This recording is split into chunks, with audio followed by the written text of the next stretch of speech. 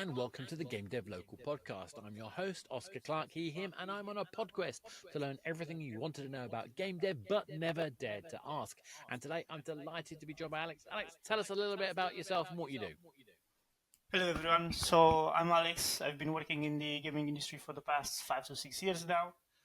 I've started at Gameloft right before the pandemic hit. 2 years ago, 2 years and a half ago, moved to Scopely. And now, basically, I work as a manager on the product side for performance and LiveOps. Great. And I think it's the kind of key area at the moment. So LiveOps is arguably 78-80% of the revenue in the games industry. It's also increasingly being complained at, but at the end of the day, when done authentically, like we see with games like Monopoly Go, is an integral part of creating ongoing sustainable engagement. So for you, what is LiveOps and why does it matter?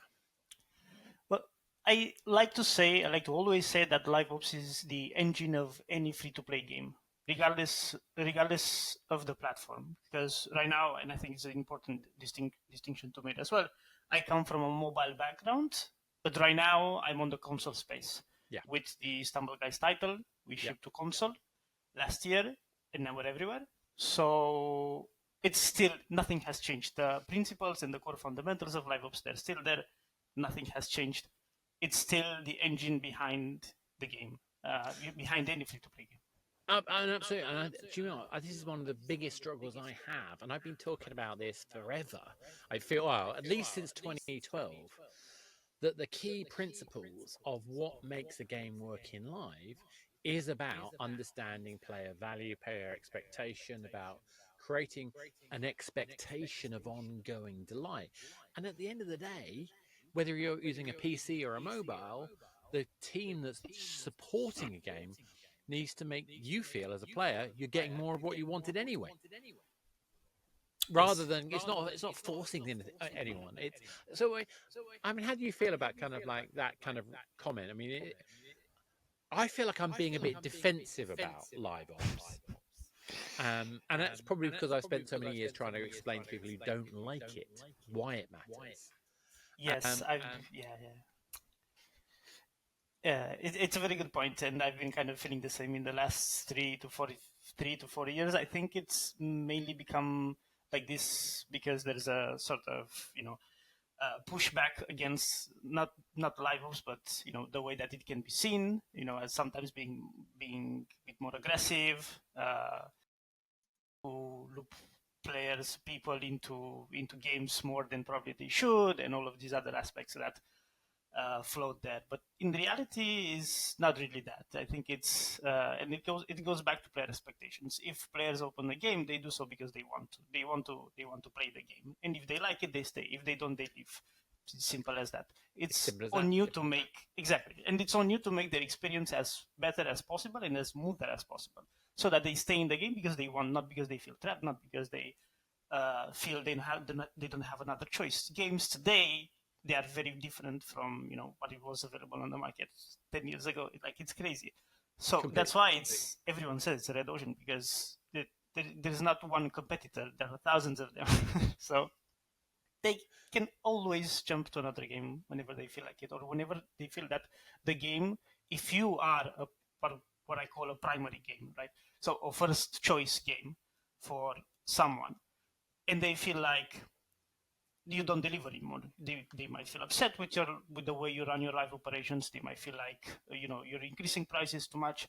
There are so many other options for said player. They probably won't, if they feel like that they don't like the game anymore, they will simply choose another one that fits their expectations. Absolutely. Okay, so we've talked a little bit about why it's important and how it's, at the end of the day, players get to choose, and that is something that doesn't change. In fact, I would argue that what you're saying is actually much more important in terms of there's a profound question here, which is the language I often use to describe this is I think about LiveOps like well, in a commercial sense, it's like compound interest. It doesn't have to be a huge number. It's the fact that level of engagement, ongoing retention, ongoing revenue builds and builds and builds a machinery for the game team that allows them to provide more increasingly interesting, exciting, and engaging experiences for the player. And I think that is a fundamental driver. Do you agree, or do you have another way of looking at it? I completely agree, and more so, I feel like a lot of people when this type of discussion is brought up in the public space, it's like the way a lot of people view it is as quantity. You constantly need to ship quantity, cosmetics, or whatever the main element of your monetization or your LiveOps system is. But in reality, you can ship 10 times more quantity. That would not mean you would make 10 times better. It's just far from it. You might make less. Yeah, exactly. So oftentimes it's not quantity. It's not quantity. It's quality. It's quality. Absolutely. All the time it's quality, because you can run 10 events, you can increase it to 15, and you could see nothing. You could see even worse. Yeah. So it's a bit more complex topic, but yes. No, but I think it's a really important topic, because I think for me, the realization that scarcity is actually important. And if you flood people with too much choices, people have this anxiety, this kind of like there's a kind of anxiety that happens specifically when there is too much. There's a kind of overcompensation, and therefore you feel unable to make a choice. Yes, because there's too much on offer. And I think this is one of the I'm so glad you said it, because it's something I often find problematic for people, is they focus on having to build new stuff all of the time, when a straightforward configuration or a narrative framing or a resetting of kind of like a moment in time, a chase concept. And I particularly like the idea of a chase item. But for me, chase items, they're weekly, they're not every day. I mean, there's probably a monthly one as well, but again, every game's going to be different. I'm just using that as kind of generic thinking. Do you have any kind of views on that? Yes, actually, yeah. And I think what happens in a lot of studios is, because whenever they look at this and they start off on the wrong foot, which is quantity, and that ultimately leads to choice overload, then creates a bigger problem, which is the fact that especially in games where the release flow is fast, where you ship content often or more often than probably you should, including features as well. And this is where I see the pitfall, is that you don't actually get the time to reevaluate, to iterate on the feature that you just released, because you already have 3 others in the backlog. It might be features, it might be other type of cosmetics, it might be other, other LiveOps components. So you never look back on it and you never iterate. And I see this often, very often actually. And these are mistakes that I myself done in the past. No, but you're absolutely spot on. And I think for me as well, you're burning your team out.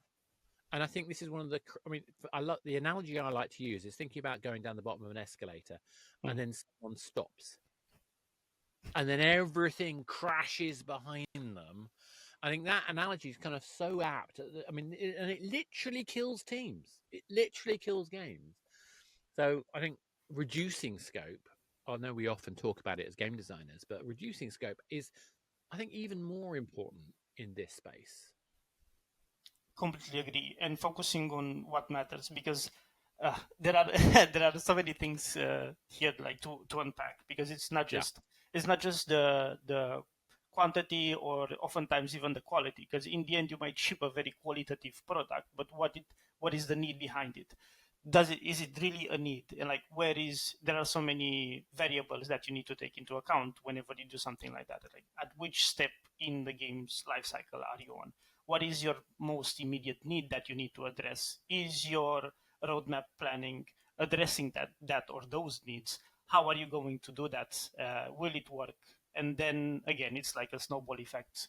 You embark on this train, and then you never look back, and you continue shipping because you feel pressured that you need to in order to perform. And obviously there are a lot of reasons there. But ultimately, you don't see, and most likely you won't see the results that you want. And then, honestly, so familiar. I mean, I've probably been doing this for like best part of 30 years. I've had some involvement in some level with live supported experiences, and the most common thing comes back is lack of postmortems. Mhm. Now, this isn't just a question of postmortems, but the lack of reviewing, and particularly when we're doing all this work, we don't necessarily know what bit of that work is going to have an impact on the player experience, their level of engagement, the retention. And we often end up being told, I don't know about you, if you've had this, but I've had a situation where I've been asked, okay, how's our numbers looking? How's our numbers looking? And they're only ever interested in revenue. Yes. But actually, I know as the product owner that I've got to look after player engagement, because if I don't get retention. If I don't get retention, I don't get revenue. And actually, it doesn't matter what happens today. It's the rate of change over the period that matters. I mean, I don't know I mean, that's the way I look at these things. I mean, do you have a kind of similar sort of feeling about that? No, it is exactly spot on. But these are sometimes it might be easy to sort of predict the things that you need to look after in situations like this. But other times it might be difficult because you might be straight to believe otherwise. For instance, and I can give a very good example here. The way I see it is like pitfall. You always have to be aware of pitfalls. There are everywhere, and so it's very hard for you to maintain a straight line. One example that I can mention is, for instance, even when we look at players, and oftentimes you say, "Oh, is the thing that we want to build aligned with the player expectations?" And so one thing I see, for instance, of teams doing this, and they really think it's a good thing, which objectively speaking, it is good. But then you're losing out something. So the idea is, whenever something like this needs to happen, generally speaking, the main channel for this to accomplish is, you look at, okay, which media is my strongest point for, my strongest voice in terms of players. It can be Discord, it can be Reddit, and anything else. And so you go there and you probably launch a sort of questionnaire, or you open a public channel and you ask players about it. And the results of that, the results of those could be, oh yeah, this is amazing. This is exactly what we want. Let's go. Don't even question this, and just do it.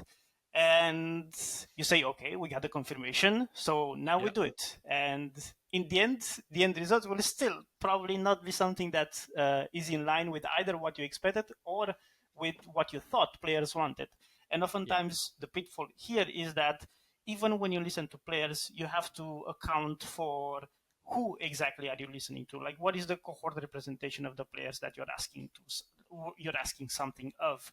And oftentimes that cohort, for instance, in this case, the channel, the Discord channel, is one of your most active, most engaged, probably whales, probably krakens, I don't know, very engagement, end of game players, those that the die-hard fans. And what they need, it's extremely important for them. And I'm not saying it is not, but at the same time, you have to also balance things out with, okay, what is the other 95% of the player base actually need, because it's a very big difference.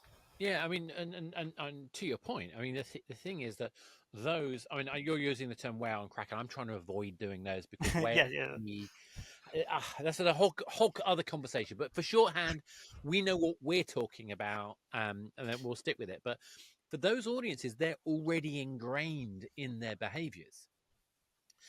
The key job, I would argue, is to elevate the level of engagement of people who haven't already got those engaged behaviors. If we want the biggest impact, we need to do that so we get more people at the top of the funnel down the funnel. Yes, exactly. And I think that's one of the key things. I'll give you another example, a similar thing. So a mistake I made very, very early on, back in the earliest days of mobile, this is pre-iPhone, I did a 30% sale. Okay, so basically a third off. I had third off, and it was off everything, all the games. This is the era where it was all paid for mobile Java games. So I did everything off, third off, fantastic. And I had 3 times the revenue that month, fantastic. And then I had a third of the revenue for the next 2 months, which meant that the net revenue was exactly flat. Exactly flat. And that was because of a fundamental misunderstanding about what the offer meant. The offer meant was, I'm excited, I'm going to go do this thing now. But actually what the offer needed to be is, what's exciting this month? What's exciting this week? Why do I want to buy this thing now? And again, we're back to that kind of understanding who we're going to have the biggest impact on. And when I changed that, where I started doing product lifecycle pricing, this is not something anyone does nowadays, but I did a price change every week for basically a new game came in at £6. Yeah, we charged £6 for a game at that time on a mobile. Actually, I charged £20 for a 3D game. Would you believe? There we go. But we introduced the game at £6. Then we reduced it 6 weeks later to £3. Then we reduced it to £1 6 weeks after that. Then we took it off the deck. What was interesting about that, and I think the metaphor that works in thinking about live operated and free to play games nowadays, is understanding we set up a pattern of expected behavior. You knew the price was going to change at a particular point, and people would predict, and they would stop choosing whether they were going to buy on the price. Instead, well, I could buy it at £6 now and not have to wait. That's only £3 more than if I buy it in 6 weeks. I might as well buy it. And the reason for that analogy is there's really just like thinking differently about how you frame the release and your experiences for your player can profoundly affect the psychology of that player and playing audience.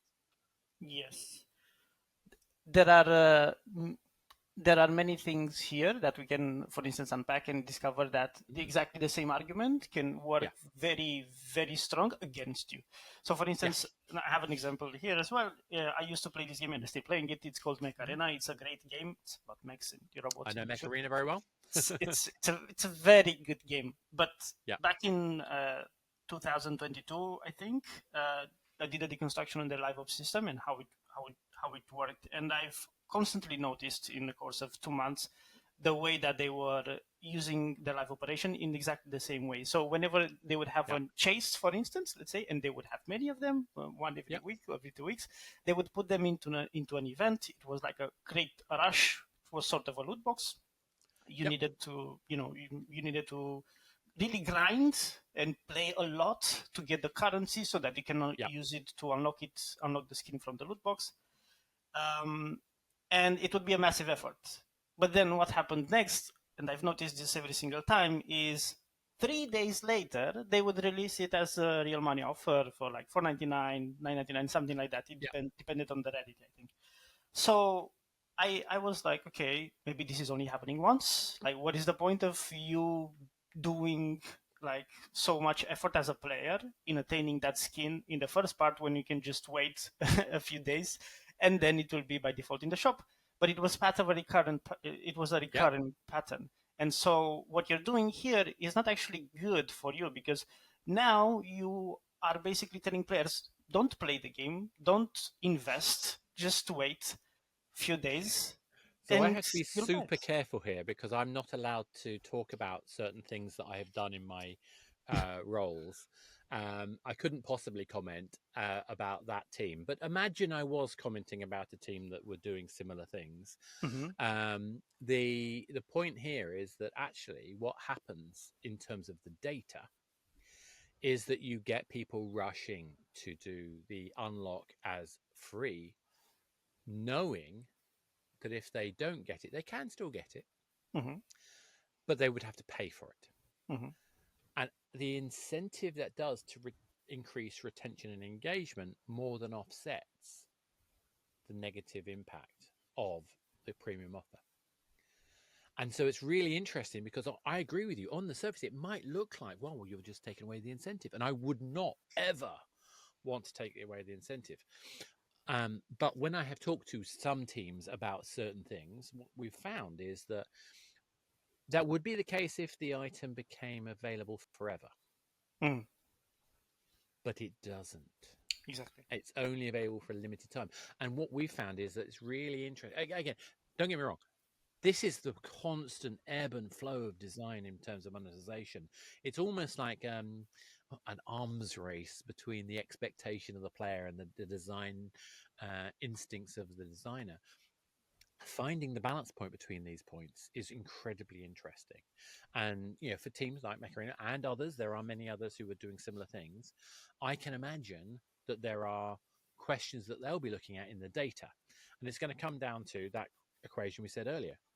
Can you affect the engagement positively? What's the net impact of that engagement in terms of wider revenue for the power ups, the updates, the the currency conversion, all that kind of stuff, versus those people who would burn out if they were forced to only access these things through play. Yes. And I think that's such a challenge to work out. But how do we know? We look at the data. Exactly. Yeah. So anyway, I probably know a little bit more about that than I probably should let on. But anyway, anyway, the key thing though is as you say, we're trying to create experiences, and it's not just about the money. But obviously, we are accountable to our teams to generate revenue and profit. Importantly, profit. What are the kind of questions that are going on in your mind when you're looking at that live ops planning? What are the constraints that you're dealing with?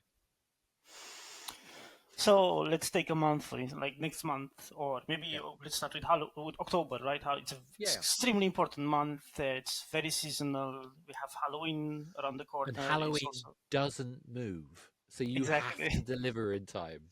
Exactly.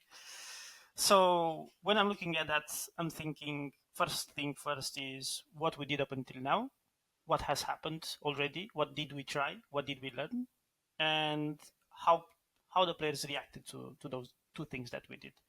And now, what do players today want as opposed to what they wanted back then? Absolutely. I was so glad you said that, because sometimes we don't even go back and review who our audience is. And yet we've got data. Exactly. It's a big problem. And the reason why it's a big problem is pattern could change, and they always change. And not only external pattern, like let's say the player behavior, because, and again, another example here is that if you're a multi-platform game, you could see this. For instance, what we see in console side, you have shorter average session numbers, but longer average session lengths, so longer gameplay. People prefer to play a bit more. Mobile, obviously, that's not the case. So you have to always adjust your kind of LiveOps system. But it's very important it's very important to do this. And then you also have internal patterns that are what I call internal patterns that could change, that could make the player behavior change. And these are your rollout of, again, new features, how you're actually changing the core loop of the game, and what you're doing with it, how players respond to your in-game changes, because that could also ultimately impact a lot the behavior and the pattern of play. So these two are very important things, and you will miss a lot if you, don't look at already what you did, and if what you did met the expectations back then, and now look at what changed from back then to today, and try to understand the needs of the players today. Again, it's always a question about what is the golden answer, or what, because if everybody would knew what to do, it wouldn't be as fun, right? So it's always a chasing of answers. Yeah, and is that for me? I think that's what I love about LiveOps is we know we have a certain level of known basics, but we have a space within that to be creative, and a kind of responsibility to our audience to kind of retain the core identity and the core values, to deliver them things that they care about, but also to sort of aim ahead of what that is, so that new audiences can find it exciting and interesting, so that existing audiences have things to look forward to and a reason to return.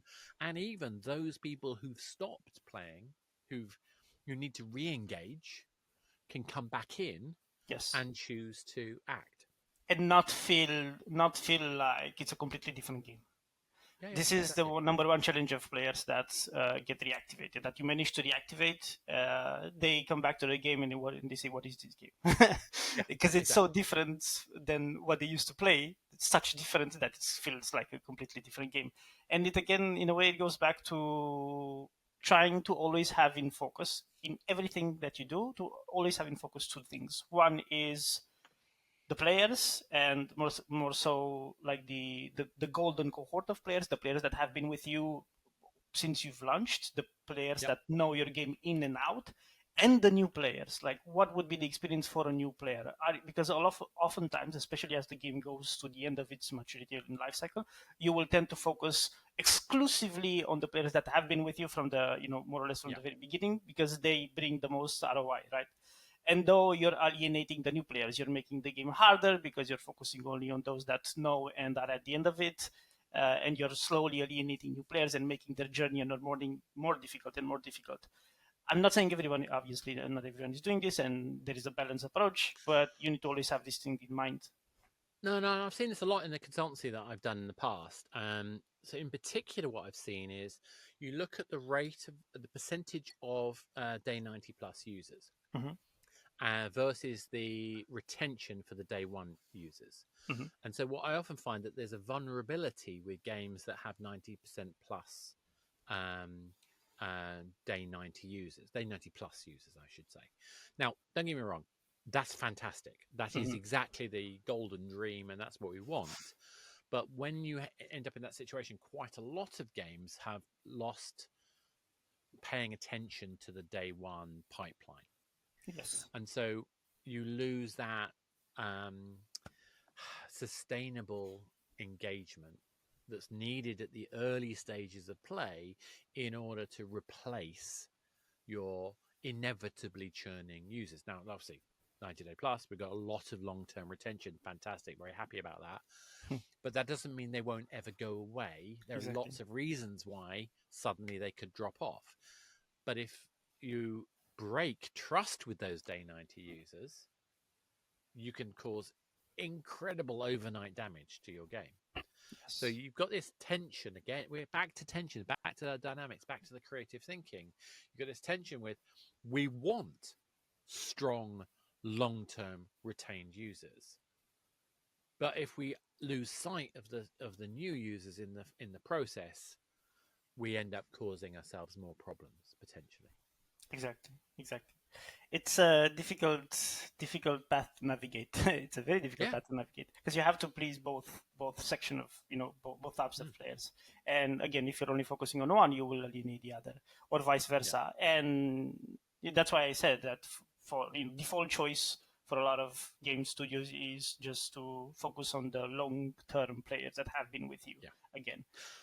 But this takes me back to, I use the term whale or kraken, which are very kind of well-established terms. I don't like them because of the gambling connection with whales, but that's because I think a whale is a particular audience type. The reason I'm going into it, because I use the term super fans, because I think the difference in behavior between a whale, which is, I have an amount of money, I'm going to stay until I've spent it all, which is the gambling kind of mindset.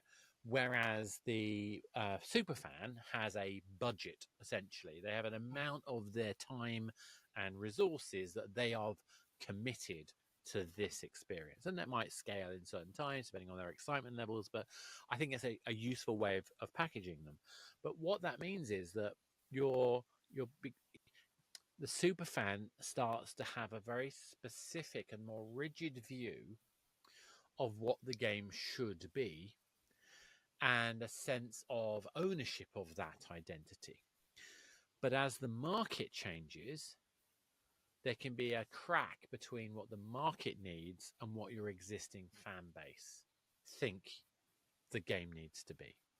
Yes. And I think that's the biggest challenge that anyone has in this space, which is how do you stay true when, by definition, the very people that provide the greatest foundation of your sustainable revenue could be essentially holding back the progress and growth of the game. Yes, that's.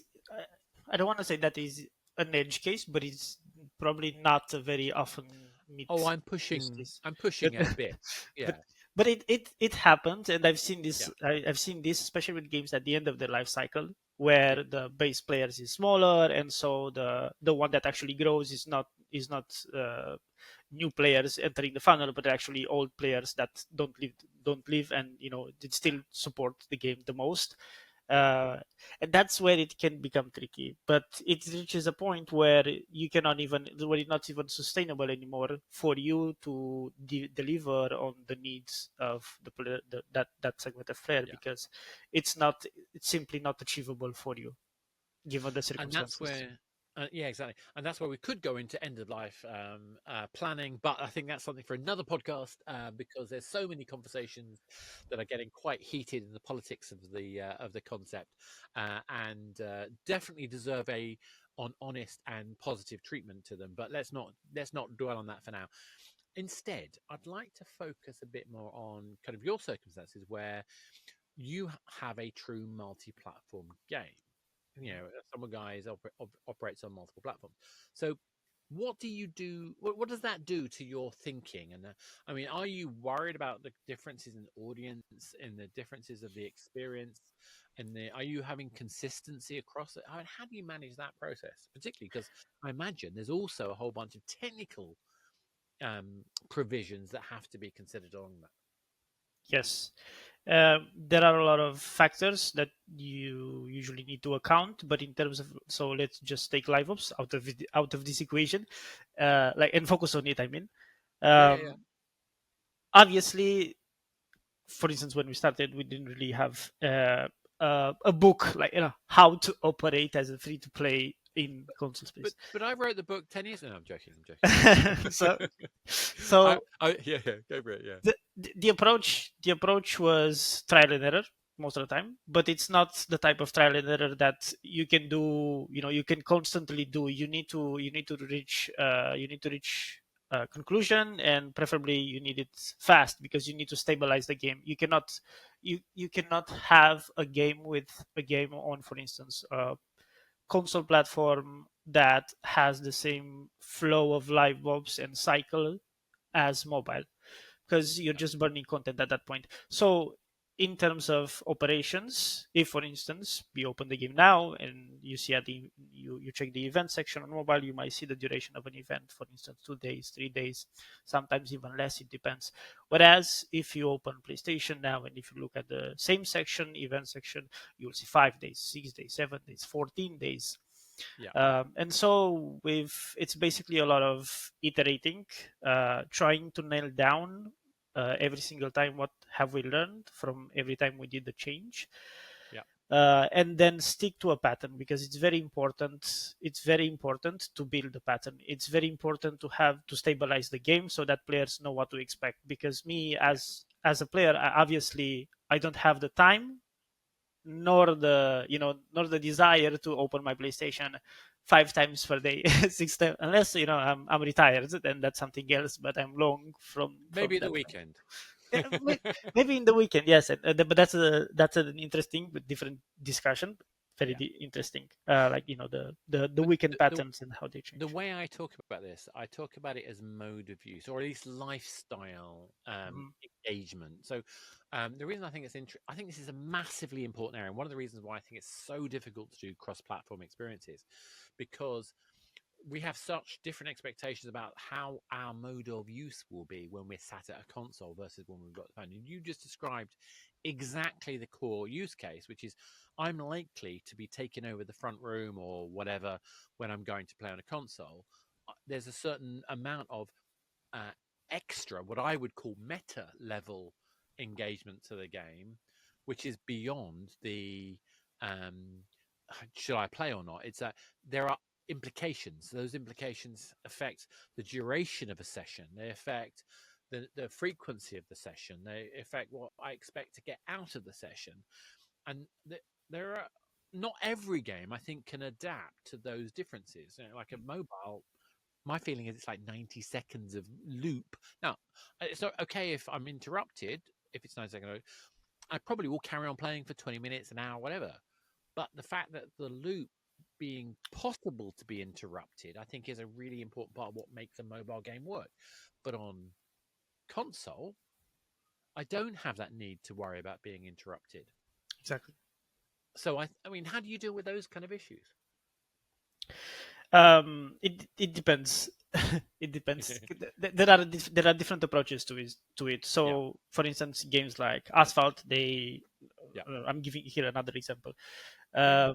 They, for instance, have a feature that is only available during summer, and its main purpose is more or less to kind of increase the session length of players, because players have been requested more session, like more things to do in the game, or like longer Yeah. sessions. Give us something more to chase other than 3, 5, 4 minutes, loops that more or less are the same as on mobile.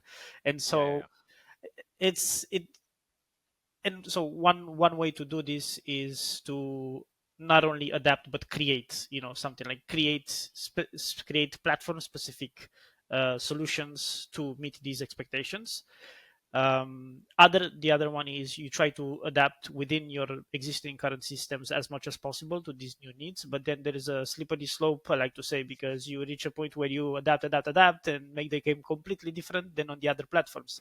So, and I'm going here to the goal, like what is your goal? The goal of a, in quote marks, multi-platform game would be to be on the same version, have the same content on mobile as well as PC and other platforms, console, and be able, for me as a player, I like to say that this is a dream scenario, right? So, but I'll get into this just in a second. So as a player, just thinking I'm my way to work, or back from work, I'm in a bus and I open the phone and I play Stumble Guys.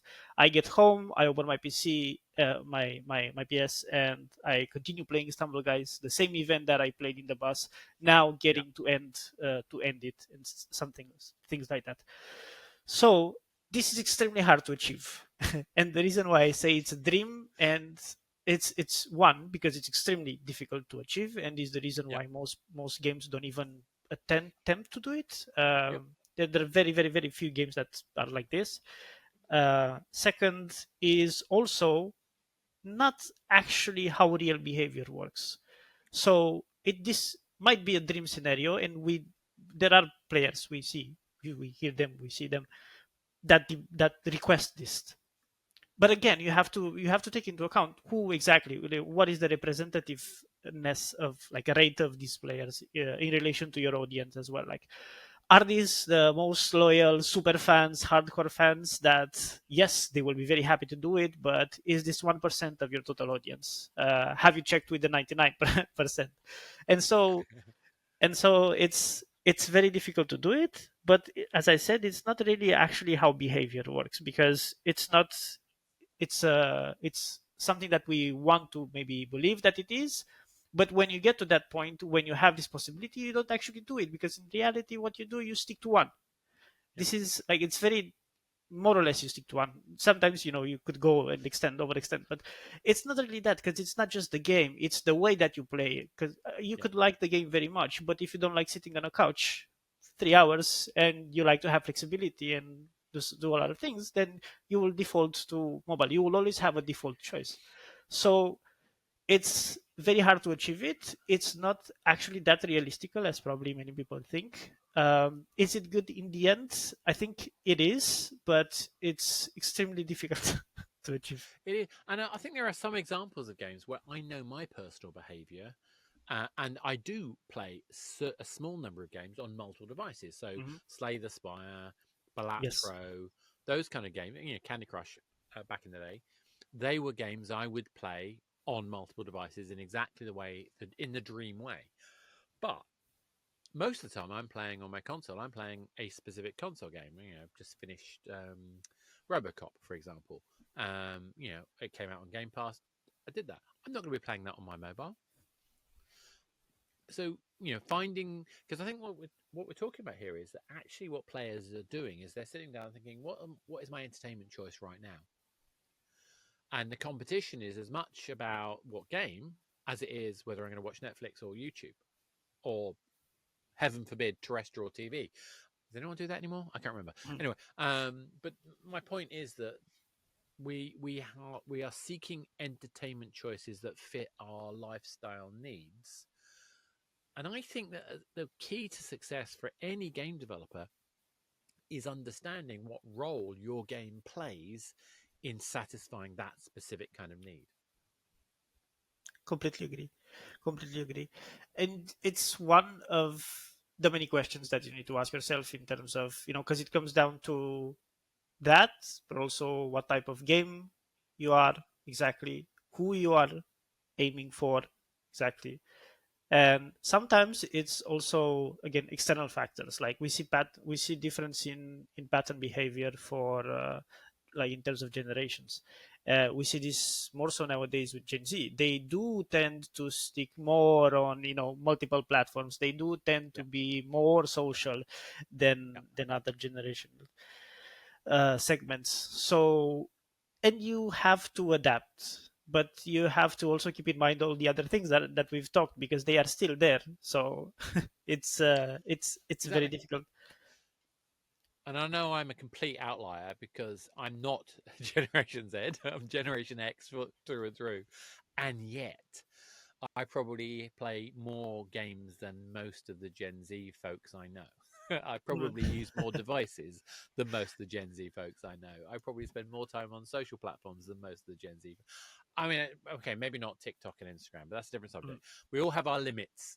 Um, but but I think the key thing here I'm trying to get across is that it's interesting, though, that you've not just got to think about the audience in terms of their player profile, their cohort. I think you've got to think about way that they behave, and within those cohorts, there's a principle, an old school principle called mood, where actually something about what the player is trying to do can change the way that their normal demographic appears in the actions that they do. We can often find people like me who are in gaming mode will then appear have a gaming mood which Mm. appears very like they're as in a different cohort. And I Yes. think this idea of really thinking about and I don't talk about this enough, I don't think, realizing that understanding your audience is step one, breaking that audience into cohorts is step two, understanding lifestyle needs, mood and mode is kind of advanced level It's very stuff advanced. Yes, it's and very very advanced. hard to know how to do. Yeah. That's something that's like, like it's the third level, Yeah, the third layer of the problem. that yeah, is not exactly. really, because the first two are not really that problem to begin with. Those are Yeah. those are fairly easy things to get down to, but Well, this one you is a bit could argue doesn't matter because at the end of the day, we're targeting the parent cohort. But I think it's useful for us to, as designers, as live operating people, we have to think about who our audience is and the transitions and journeys. Think about players as systems, as flows, as not just as static moments. I think you put this really nicely earlier, where it's not just about what they did; it's what we think they're going to want to do. yes. I think that's really important. So we've got coming close to the end, but I just want to kind of like cover before that some practical thoughts. So if you were talking to somebody who wanted to start thinking about how to make their new game or their existing game live ops friendly, live ops supported, what are the sort of things that you'd be advising them to think about? Hmm. Probably, at least in the beginning, general things like the fundamentals, have the fundamentals down. And it's not again something different. It's not something complex, because I see a lot of, I see, if I open my LinkedIn, for instance, then I see a 100 posts of, it's not the rate of live ops, it's the whatever. So you need Yeah, more events, you need 15, or you have not, yeah, if you did not like do this daily mission challenge exactly like this, then you're missing. So my point is, yeah, you can easily fall into this another pitfall where it's like, oh, maybe I need to try that, or oh, that also, if that works, then I need to implement it in my game. It will for sure work, yeah, or other things like that. And I think a lot of people at this stage in the process, they lose a lot of time on trying to grasp and like implement all of these ideas, when in reality they go too far beyond. So just start yeah, with the fundamentals, have tracked, like, stabilize your retention first, uh, introduce few layers of of liveops, but again, it's just the core fundamentals. Iterate on those before doing anything else, yeah, right? So have reach a sustainable engagement level, monitor your churn, see the gameplay, listen to the players, try to connect the dots. Then slowly, but slowly, introduce more complex things, but start with the fundamentals and don't fall into you need this, or this is making 100x in a day, or this game made millions in this day with this feature. Those are not true, because in reality it might not work with your game, because you don't know what that game's audience was. Exactly. You should hopefully know what your game's audience is. I say hopefully. I am still stunned how many times when a new team hasn't set up data structures. And I don't mean, snooper stuff. I'm not talking about privacy. It should be anonymized. It should be ethically delivered. It should be manageable. Yes. And I'm personally not interested in a person's behavior. I'm interested in a cohort's behavior, because if I know what the mean is of a cohort, I will probably be better able to provide more people with an impactful result. Yes. And to me, it's getting that data right, which is the starting point. But I'm with you entirely. Keep it simple. Another one I find really interesting is just using configuration. Creating new art, writing new code is expensive. If we can change things on a server and see an impact of the experience, and that could be narrative, it could be a seasonal packaging, it could be any number of things. It could be just changing the gravity on a particular run. Yes. All of that stuff can be incredibly powerful and doesn't require a deployment of a new build, which is also massively expensive to do. That is critical in my view. Like, before even trying to attempt anything that I have said, if you do not already have this, then don't make do this. You don't have LiveOps if you can't. No. The configuration. You can't. No. It's not. Yeah. If you cannot do things, and I'm not talking about extremely good flexibility, or in the next minute, if I want, I can push an offer. No, it's more like just having the flexibility to change some parts of the game on server side without having to deploy. It's extremely important. Absolutely. And scheduling, the ability to schedule. Even things like, I know this is obvious, you know it, I know it, but we're going to have a dev, we're going to have a test, we're going to have a staging, we're going to have a live environment. This is normal if you've done live ops, but a lot of teams out there don't even know you need multiple server environments. Exactly. And it's so obvious if you've done it before, because do you really expect new code to go into the live environment to be tested? Really? Yeah. That can't possibly go wrong. For sure. Definitely not. That's yes. I mean, look, even now, I sometimes, because the way that this information that I give is oftentimes from this perspective, right? I always kind of think that the counterpart will already have these baselines done, but this is a very good example on why that might not be the case. So it's extremely important to have these fundamentals done, not just in terms of in-game operations, but also the core infrastructure, and as well as just make your work easier to begin with, and then everything will follow. Then it will be easier for you to deliver much better. But yes, it's extremely important to have another environment. You can call it stage, you can call it beta, you can call it. It's extremely important just to have another environment before your production one. So any change is a gold rule. Any change, even if it is a name of a header or something, everything needs to be done first in the internal environment, approved, green lighted, and then shipped to the production one. And don't get me wrong, I know that having server environments and all that kind of stuff, it implies cost and security and so on and so forth. But if we're going to deliver ongoing, sustainable experiences for players for the game that they love, we're going to have that in place to be able to deliver it properly. Yes. Yeah. You can do it without it.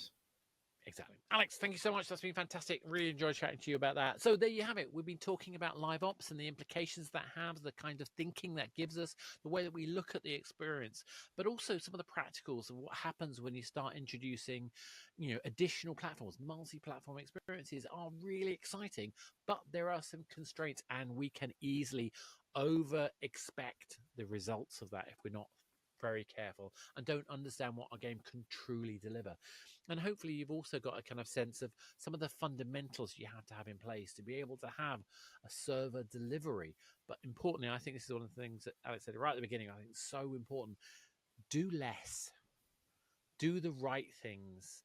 Don't over deliver, because you've got to set an expectation for the player of what they can expect and sustain it over the long term.